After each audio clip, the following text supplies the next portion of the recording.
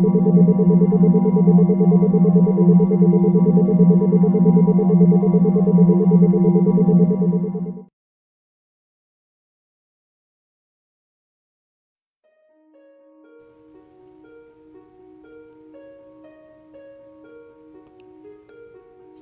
bones. This is my first time posting here, or indeed anywhere on Reddit, and given the subject matter, I can't really believe I'm posting to begin with. I'll try to be concise, but forgive my verbosity. I am a teacher. I've been teaching English in Texas since 2012.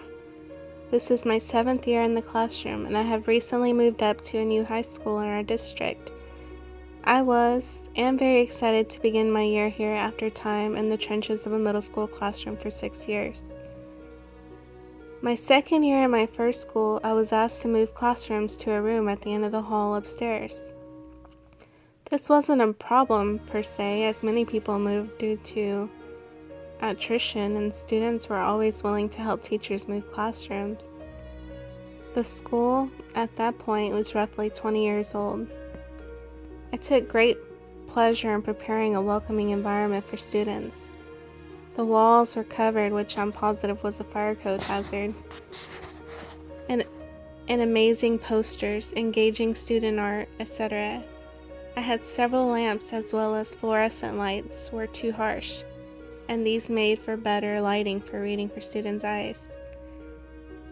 Every year for Halloween, we'd begin by analyzing Edgar Allan Poe's The Raven, which was always a favorite. I took 2 days to read, analyze, and write about the poem, and students were really receptive and enjoyed the spooky atmosphere I created in the room, with decorations as we listened to Christopher Lee's and James Earl Jones versions on YouTube. It was a nice way to relax before the holiday. That first year in the new classroom, right after Halloween and the Poe analysis, things just began happening in the classroom. The lamps would flicker. There wasn't any perceivable pattern. Nothing flew around the room, exploded, or fell over. The lamps would just flicker whether I was in the room by myself, on a conference period, holding class, hosting a club meeting, you name it. Once a week or so, the lights would flicker on and off. I attributed it to the older wiring in the building and honestly thought nothing of it, choosing to capitalize on the events and teach students about puns at the same time by commenting that we had a Poetergeist among us who loved poetry and generally freaking us out. It wasn't disrespectful or ironic, it was more a nod to whatever was happening, and generally added to the climate of the room and the culture of the different classes. After winter break, something else happened. I was working with a small group in the back of the class during a test, and I was playing music softly in the background. The music went all the way up, as in the volume was maxed. Went back to medium level, went back up to max, and slowly went back down to the original volume. Again, attributed this to our Poetergeist. Students thought it was great, and logically I thought this was due to some issue with a software bug, old wiring, or something of that nature. Things like this, lights, volume modulating, happened once a week or so after this initial volume incident, and continued until my last year at that school. When I packed up my classroom to move to the new school at the end of the last year, which took a long time, I said a final goodbye to my little visitor for nostalgia's sake. Nothing weird happened. I just took my last load of stuff down to my car. Pretty anticlimactic. Nothing else happened until a couple weeks ago at my new school. At this point, it's been about 9 months since anything happened. One of my classes had earned a game day on an upcoming Friday. One of the students jokingly said, "I'm going to bring a Ouija board," to which I replied, nope, not a good idea.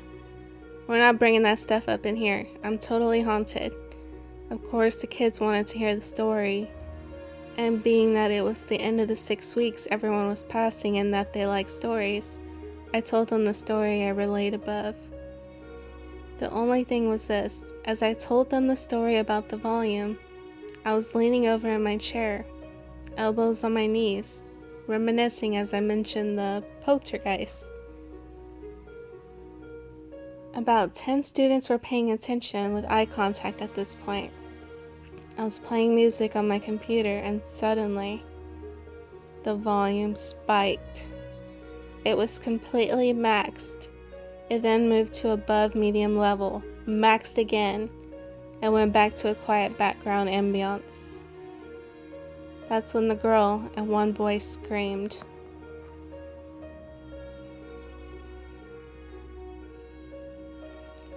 The kids freaked out. They lost it. One Catholic student hung his crucifix on the volume knob and said he'd pray for me. One girl ran out of the room and refused to come back inside for the rest of the class period. I was able to calm them down and nothing else has happened at school. I asked our tech guru on campus what might cause the volume to modulate. Wires, cross, rats, hardware, or software issues. I don't know this man well, like we haven't had conversations. He replied by saying it's not possible, there's no logical reason, and then he said, you must be haunted. This was in front of a class where I have a couple students from the original class and saw the volume thing happen earlier in the week. It freaked them out. I laughed it off, but it was the first time I'd really considered his words in relation to the poltergeist. I looked around my classroom. I moved between 2 classrooms during the A and B day switches. The one thing I brought, decorative-wise, from my middle school classroom was a painting, drawing of Edgar Allan Poe, that I've hung on one of the bulletin boards in the back of the room.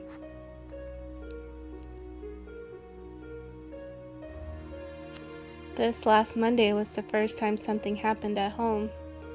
2 things, actually. I went to my younger son's room to wake him up. I flipped on his desk lamp and the bulb burned out with a loud pop. I think much of it until I was drying my hair in the downstairs bathroom. My younger son was downstairs reading his book on the couch, way out of range from the bathroom. I had a hairdryer blasting near my head, so it was pretty loud. My husband, dog, and older son were upstairs. I heard loud scratching at head height on the bathroom door. This was seriously loud, as if my dog, a German Shepherd, were scratching at that high. I immediately turned off the hairdryer and opened the door, saying, "What the hell is that?" My younger son ran around the corner worried, saying, "What was what, Mom?" completely clueless. I didn't have the courage to tell my husband until after school. He's quite logical generally, and honestly I was embarrassed he'd think I was crazy. He tried to explain I must be tired, stressed, all logical, good-natured suggestions. He's telling me this as he was walking toward the bathroom to prove a point. That's when he found scratches on the bathroom door about head height. Not gouges into the wood, but scratches in the varnish you can see at an angle. I asked him what to do, and he suggested, being an active Reddit member himself, that I crowdsource and see if what I have going on is paranormal or just coincidental, and possibly hear some advice, story suggestions from you all. The scratches basically did it for him. Again, sorry for the length. If you stuck through till the end of this, thanks. Any advice or commentary is welcome. Reading over this, I wouldn't believe me either if I were reading it. I'm a haunted, possibly high school teacher. Weird stuff has been happening for years, and I don't have a logical explanation for it. Reddit has been suggested I post for answers, so here I am.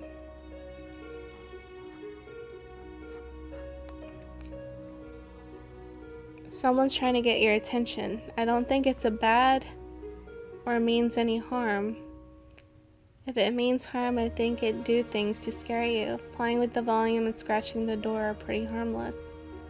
But it's following you, so maybe you can meet with a psychic to find out why and also how to get rid of it. And ask it not to scare the kids. I'm definitely no expert though. Prayer, turning to your religion is often suggested.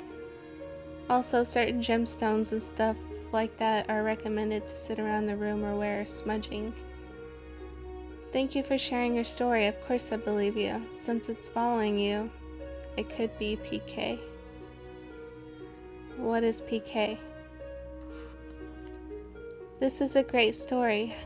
Having read the whole thing, I have to say that I don't think the spirit is a poltergeist, as it would most likely be more aggressive as to hurt you directly, for example, throwing objects at you. But I do think that you should try to get a priest to your house. Describe what was going on, since the playing with the volume was the spirit trying to get your attention. But I guess it decided to go to more extreme lengths, as in scratching the doors. This is very bad, not to make you worried, but this is the same stuff as spirits growling, which is also bad. I've had some pretty similar experiences with objects being either moved or some more extreme things that you can check out on my account. I love to watch psychic mediums, and it seems common for spirits to manipulate the energy. I heard one psychic medium say that it was easy for them to manipulate energy. Also, the spirit could have attached itself to the Edgar Allan Poe painting or to the teacher.